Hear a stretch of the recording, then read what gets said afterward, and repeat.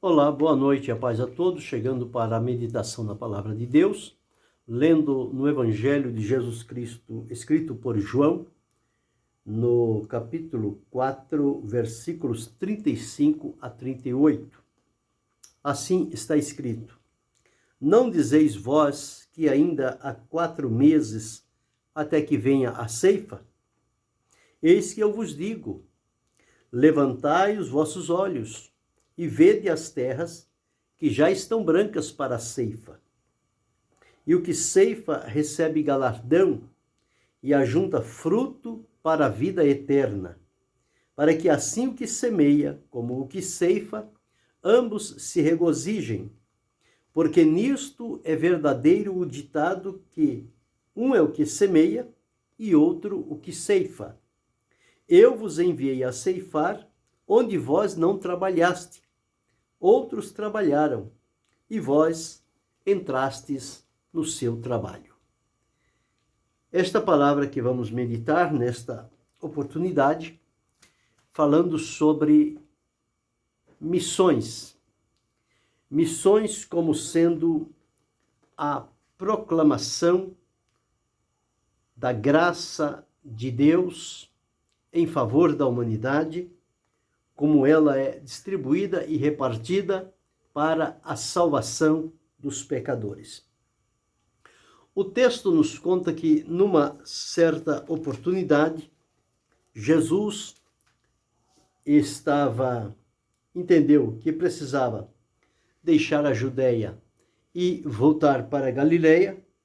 Ele então fez esse trajeto e no caminho havia necessidade de ele passar por Samaria.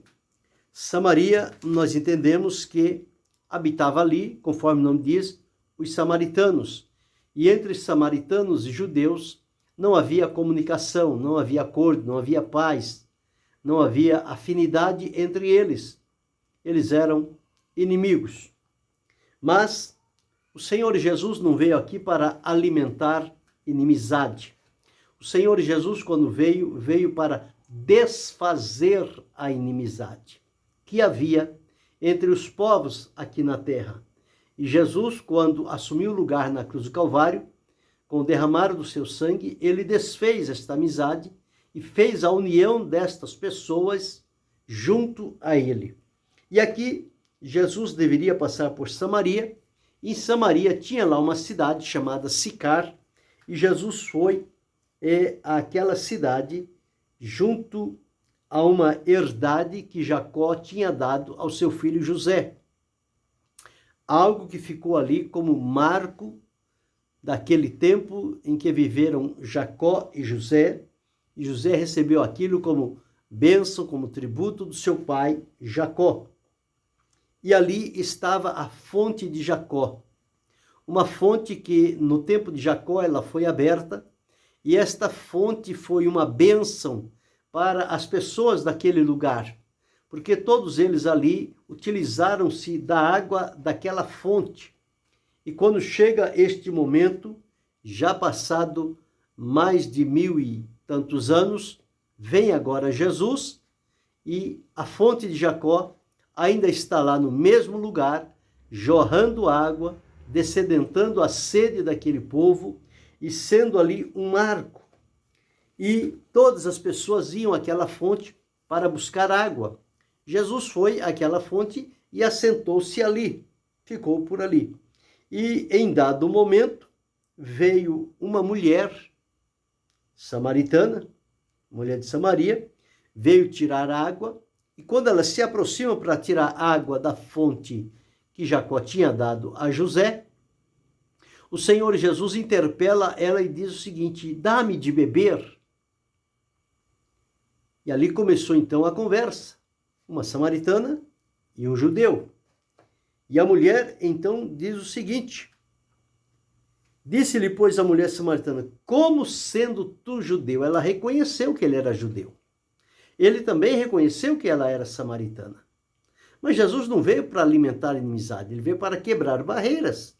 E aqui estava uma que ele estava agora, neste momento, começando a desfazer esta barreira, esta inimizade. Disse-lhe, pois, a mulher samaritana: como sendo tu judeu, me pedes de beber a mim, que sou mulher samaritana?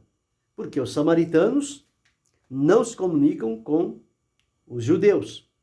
Jesus então respondeu o seguinte: se tu conheceras o dom de Deus, e quem é o que te diz, dá-me de beber, tu lhe pedirias, e ele te daria água viva.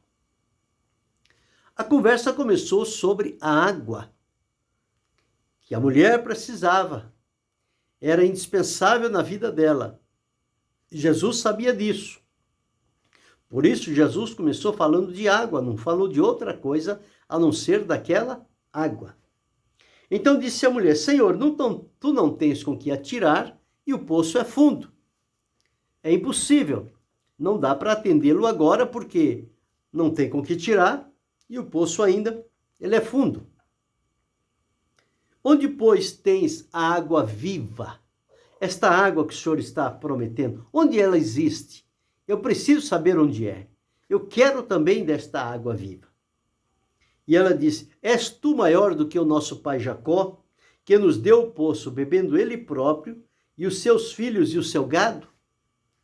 Para aquela mulher não tinha ninguém maior do que Jacó, o chamado pai Jacó, porque há tantos milênios aquela fonte ainda estava jorrando água, e aquela mulher tinha as suas necessidades supridas através daquela água, que todos os dias ela ia ali.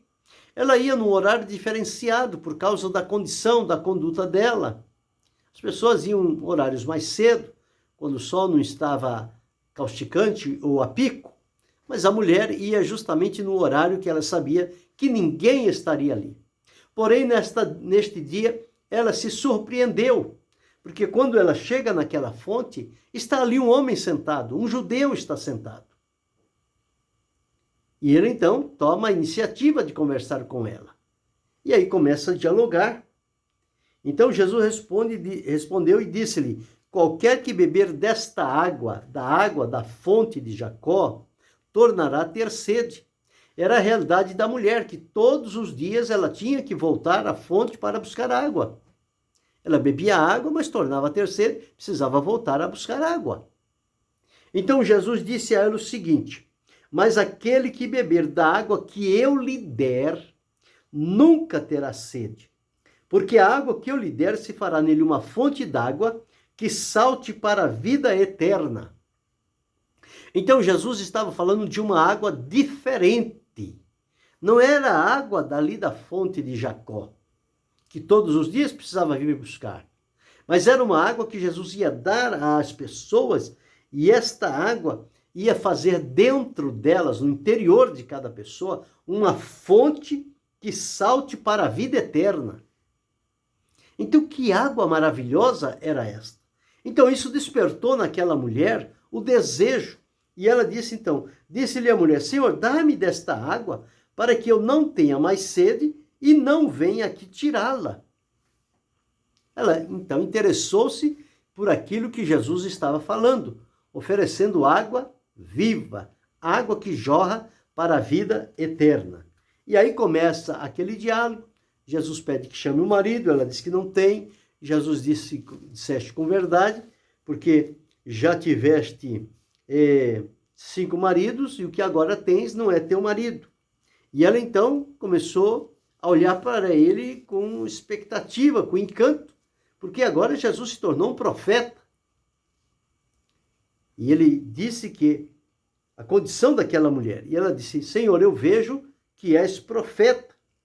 E quando ela descobre esta característica em Jesus, um outro assunto que lhe preocupava era com relação à adoração, se era em Jerusalém ou se era ali naquele monte. Ela disse: nossos pais adoraram neste monte, e vós dizeis que é em Jerusalém o lugar onde se deve adorar. Então, ela reconheceu em Jesus credibilidade, confiança, para poder perguntar a ele sobre este ponto. As coisas já começaram a aclarar para a vida daquela mulher. E Jesus então diz: nem neste monte, nem em Jerusalém. Mas vem a hora em que os verdadeiros adoradores adorarão o Pai em espírito e em verdade. E ela diz, eu sei que o Messias vem. Quando ele vier, ele vai nos falar tudo. E Jesus então revela-se para ela, eu sou eu mesmo. Então Jesus era o Messias. Foi recebido como homem, depois como profeta e finalmente como o Messias. Quando elas entendem que Jesus é o Messias, ela então tem a satisfação no seu coração de crer em Jesus, de ser alimentado com aquela palavra e de ir à cidade, então, para comunicar aos outros que Jesus, o Messias, estava ali.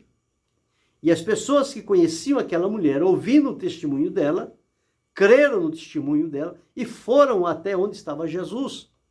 E quando chegaram lá e viram Jesus fazendo o seu trabalho, disseram, mulher, já não é pelo teu dito, mas agora nós mesmos temos visto com os nossos olhos e cremos que este é o Cristo que havia de vir ao mundo. Então veja, em rápidos momentos, aquela mulher tomou conhecimento com Jesus de uma água que salta para a vida eterna, da função de Jesus como Messias, foi à cidade, proclamou com a ousadia que lhe era própria e as pessoas vieram ao encontro de Jesus. Quando chegam os discípulos, eles veem Jesus ali e eles ficam pensando, como pode ele estar conversando com uma mulher? Mas ele sabia o que estava fazendo, ele veio justamente para isso. Foi a propósito que Deus o direcionou para a cidade de Sicar e dentro daquela cidade a fonte de Jacó. Porque ali tinha uma mulher que chegaria àquele horário e Deus tinha ali marcado o encontro com ela para libertar e transformar aquela vida. E quando os discípulos chegam com comida, ele diz, a minha comida é fazer, uma comida tenho para comer que vós não conheceis. E eles então dizem, olha, trouxe-lhe alguém comida? Ele disse, não, a minha comida é fazer a vontade daquele que me enviou e realizar a sua obra. Qual era a obra que Jesus veio realizar na terra? Jesus veio realizar a obra de buscar e salvar o que se havia perdido. Jesus foi o maior missionário que Deus enviou a esta terra. Ele é o enviado do Pai. Foi ungido com o Espírito Santo.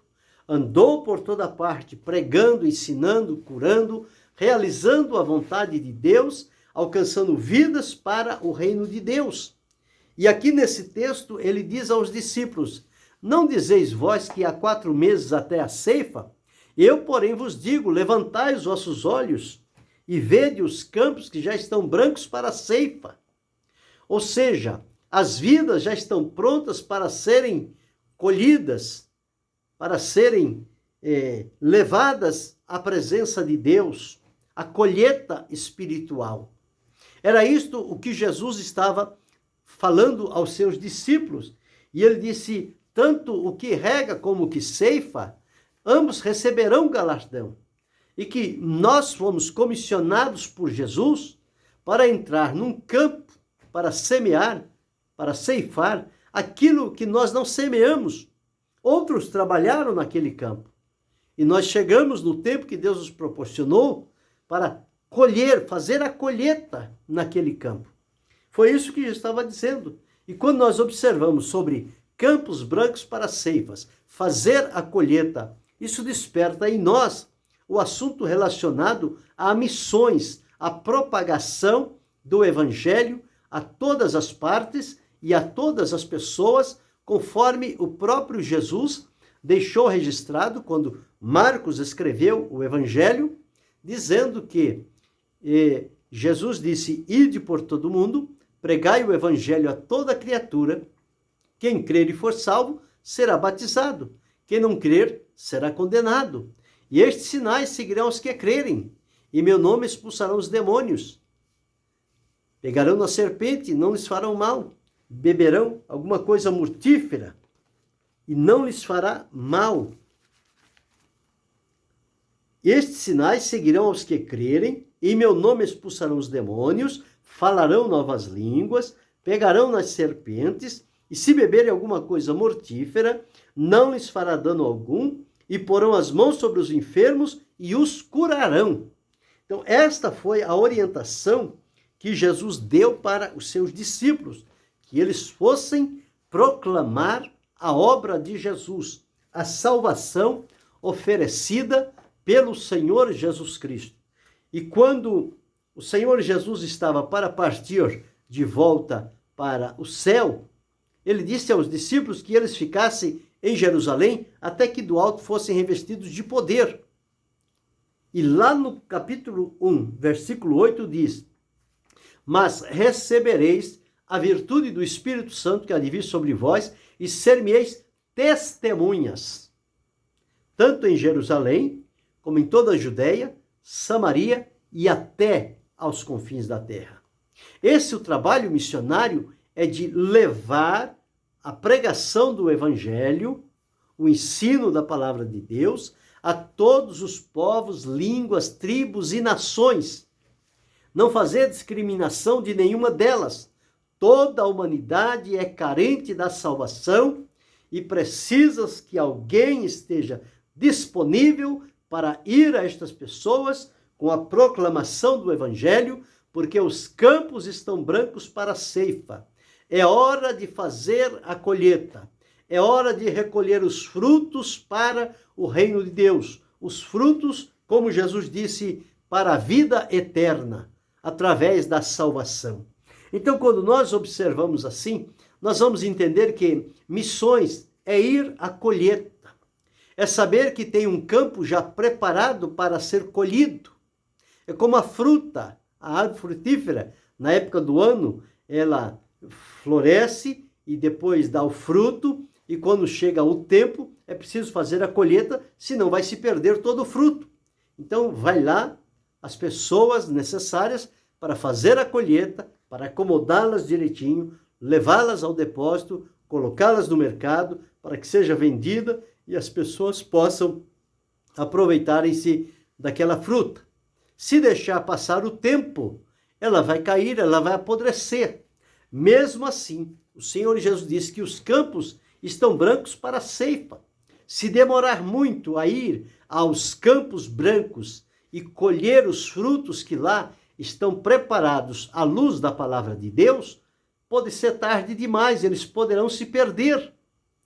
Mas em tempo ainda, o Senhor nos chama, nos convoca, nos manda ir à colheita e convoca para que mais trabalhadores entrem nesse trabalho, nesta seara. O próprio Jesus disse, a seara realmente é grande, mas poucos são os ceifeiros. Ele contou a parábola daqueles trabalhadores que estavam ociosos na praça. Às 6 da manhã, a primeira hora do dia, às 6 da manhã, ele foi e contratou algum número de trabalhadores. A hora terceira ele foi novamente, a hora sexta, a hora nona, e quase perto da hora duodécima de terminar o dia, na hora undécima, faltando 1 hora para terminar o tempo, ele foi novamente à praça e trouxe mais outros trabalhadores para fazerem a colheita, porque havia muitos frutos para serem colhidos, e se eles não o fizessem antes da 12ª hora, poderia se perder tudo. Então nós somos, à luz da Bíblia, estes trabalhadores da 10ª hora, que chegamos por último. Quantos outros já trabalharam antes de nós? E nós agora estamos chegando para fazer esta colheita com a palavra de Deus. Então, é convocar os trabalhadores para que se juntem um ao outro em harmonia, em concordância, em fidelidade e partam para o campo a pregar o Evangelho, a conquistar almas para o Senhor Jesus, que são frutos. O fruto do justo é árvore da vida, e o que ganha almas, sábio é. Então é granjear estas almas para o reino de Deus, testemunhar com confiança, porque nós temos a experiência pessoal do que é a salvação, porque fomos também outrora levados a Cristo e experimentamos todo o trabalho profundo que ele fez no nosso interior, a libertação, a transformação, o perdão, a purificação, a renovação espiritual, a habitação do Senhor em nossa vida, o Espírito de Deus que veio habitar em nós. Hoje desfrutamos de paz, de alegria, de comunhão e podemos testemunhar, anunciar em alto e bom som o Evangelho, a obra de Jesus efetuada na nossa vida, e as pessoas poderão ver a diferença. E isso pode impactá-las a crer também em Jesus e serem por ele salvos. Então é preciso testemunhar com confiança. Mas para que todo o trabalho ele tenha um resultado necessário, é preciso que haja, da parte da testemunha, um preparo inicial. É preciso a oração, é preciso o jejum, é preciso ter convicção do chamado de Deus, ter o conhecimento da palavra de Deus, que são as ferramentas que vamos utilizar neste campo missionário. Um certo irmão do passado disse: cada coração sem Cristo é um campo missionário, e cada coração com Cristo é um missionário. Então, ou seja, cada coração que já tem Cristo tem a mensagem para pregar. Para quem? Para aqueles corações que ainda não têm Cristo. Porque ali está um campo missionário. Vidas preciosas para serem atraídas e levadas ao Senhor Jesus para receberem dele a salvação perfeita e gloriosa que Deus em Cristo levantou para a humanidade. Então nós precisamos entender o tempo. Não podemos procrastinar, ficar adiando. Vou fazer depois, vou fazer daqui 1 ano, vou fazer 10 anos, vou fazer lá para frente, agora estou ocupado com outras coisas, pode ser que não tenha mais tempo. Porque se Jesus disse, levantai os olhos, é coisa imediata, é coisa que está acontecendo. Ele disse aos discípulos, levantai os vossos olhos e vede que os campos já estão brancos para a ceifa. Vocês não dizem que faltam 2 meses? Eu vos digo que o campo já está pronto para ser trabalhado. E o campo é o mundo, aonde podemos ir com a palavra de Deus e pregar este evangelho. Vamos falar sobre o Deus de toda graça. O Deus que em graça manifesta o seu poder e que através da graça nós fomos salvos por meio da fé. E hoje desfrutamos desta graça de Deus, que é o poder imerecido que Deus confia à nossa vida. Somos chamados pela graça para realizar esse importante trabalho da colheita final e precisamos, então, ir ao campo e fazer a vontade do Senhor nosso Deus. Então, quando nós aceitamos esse desafio, porque a população ela vai aumentando, de tempos em tempos, ela vai aumentando. É bem verdade que o crescimento, a explosão urbana já não é como era antigamente. Ela agora já está um pouco mais lenta, mas com tudo isso, todos os dias, em todo o mundo, está nascendo pessoas a cada hora. E estas vidas vão chegar um momento que vão precisar ser colhidas como fruto para a vida eterna. Então é preciso que esteja anunciando o Evangelho de Jesus Cristo de maneira contínua. Não pode pregá-lo aqui e depois não, já fiz a parte, já preguei, está tudo certo. É preciso continuar. Sempre haverá pessoas diferentes, carentes e necessitadas que vão precisar ouvir da proclamação do Evangelho. E nós devemos estar prontos para este momento. É o tempo. Não se pode esperar mais para, quem sabe, no futuro, tomar uma decisão neste sentido.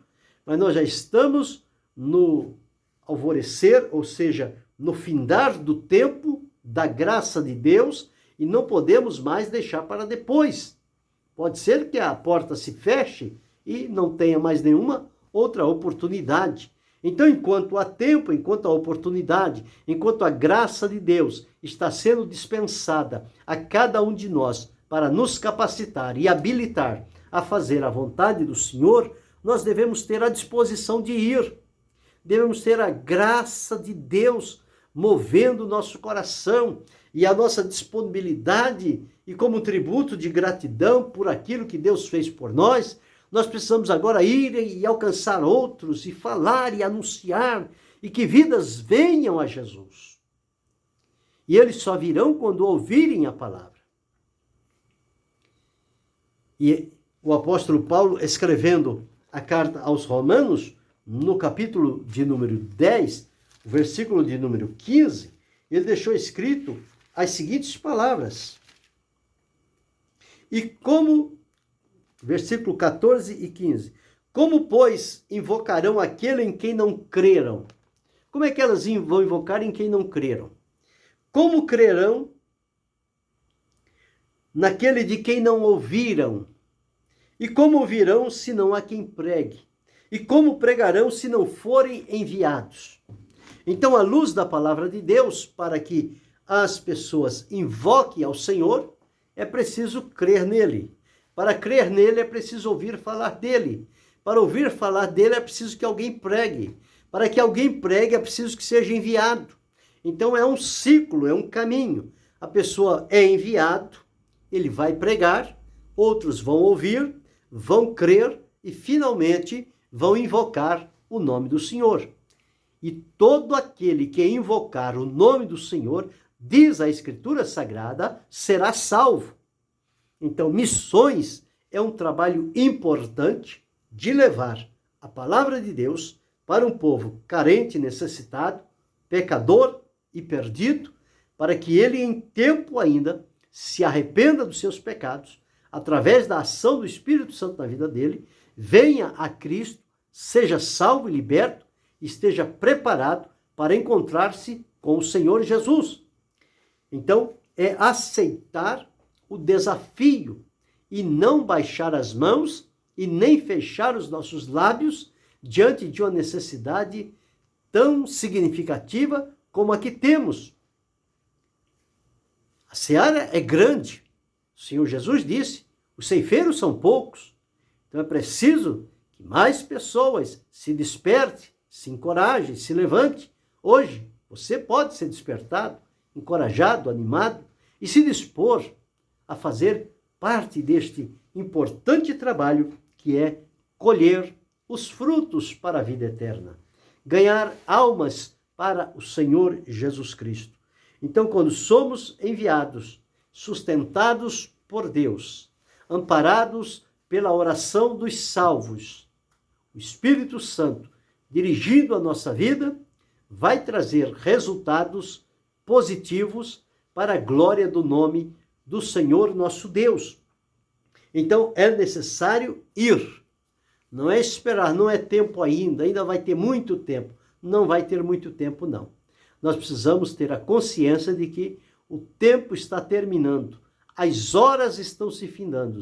E o que precisamos fazer, nós precisamos fazer agora com pressa, para ver se de alguma maneira conseguimos trazer alguém para Cristo.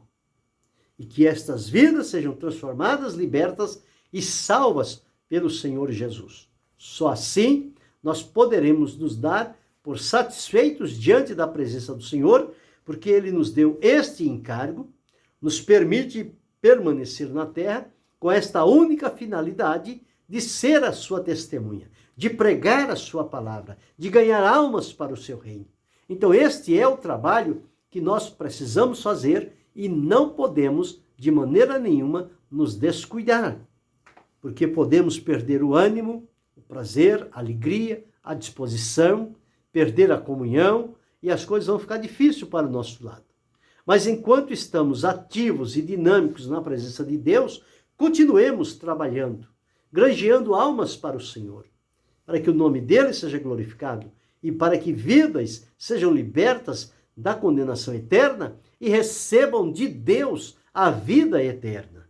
Nós somos prova disso, porque passamos por este processo da salvação, estamos em Cristo Jesus, desfrutando de todas as bênçãos que ele proveu para nós, como aquelas que acompanham a salvação.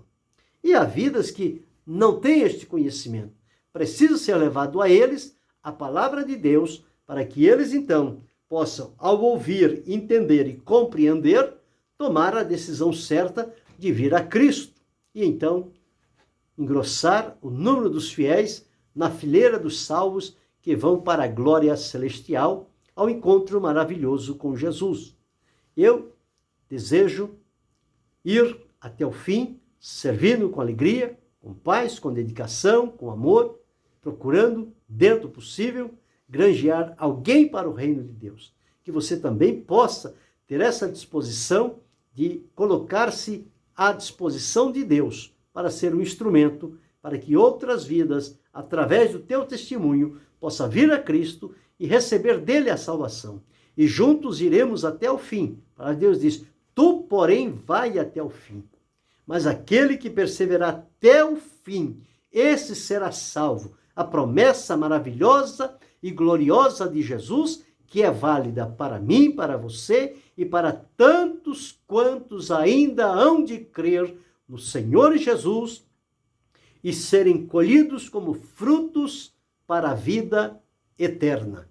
Que o Senhor continue abençoando-nos em Cristo Jesus, não só hoje, mas para todo sempre. Amém.